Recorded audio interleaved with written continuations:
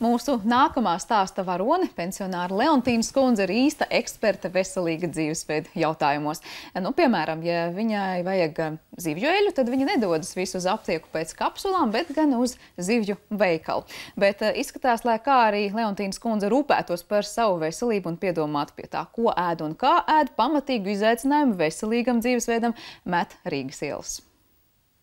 Atrodos Silciem ielā 15 un izrādās, ka šeit ir noturīgākais ledus Rīgā, un Leontīnas kundzei nav ērta nokļūšana līdz solāriem. Ziemā man ir problēma nokļūt solārijā.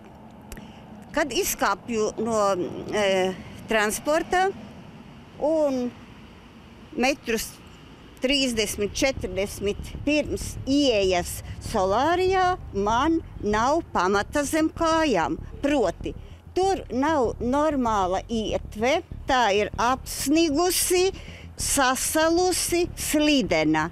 Es nevaru tur tikt. Pa šo 80 cm plato ietvi var iet tikai viens cilvēks, un skaidrs ir tas, ka neuzkāpjot uz ledus, šeit tikt garām nav iespējams. Pirmkārt, solārija īpašnieks nav atrisinājis ieeju savā iestādē. Otrkārt, mājas sētnieks netīra sniegu pa jau minēto nevis trotuāru, bet tādu apmalīti, pa ko spiest cilvēks iet. Un pie pašām durvīm allaži man ir jāiet pa izgāstas miskastes saturu. Miskaste pie pašām durvīm, un tā mūžīgi ir izgāsta. Solārijas komentāru kameras priekšā mums nesniedz, bet skaidro, ka ietves un brauktuves tīrīšana ir apsaimniekotājas ziņā, tāpēc vēršamies pie Rīgas namu pārvaldnieka. Šajā gadījumā, pēc mūsu rīcībā esošās informācijas, kundze visticamāk ir devusies uz solāriju tajā laikā, kad tika veikta tuvumā esošās autostāvvietas, autonovietošanas teritorijas uzkopšana ar traktora tehniku. Līdz to sniega valnis tika izveidots, nostamiet to uz malu, tuvumā ietvei. Līdz brīdim, kamēr sētnieks, protams, šo teritoriju nesakopa. Kamēr nesakopa, taču ietve joprojām ir apladojusi un atkritumu tvertnes sastāvs visiem ir ļoti labi apskatāms. Mēģinām iekļūt solārijā ejot pa brauktuves daļu, bet mērķis tik un tā ir nesasniedzams. Priekšā sniega barikādes.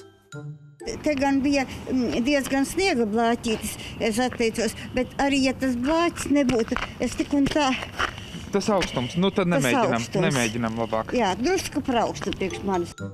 Rīgas nama pārvaldnieks skaidro, ka ietves paplašināšana vai pārbūve ir iespējama tikai saskaņojot projektu gan ar zemes īpašnieku, gan mājas īpašniekiem, un mājas kopīpašnieki var lemt, kā rīkoties ar ēkai piesaistīto teritoriju.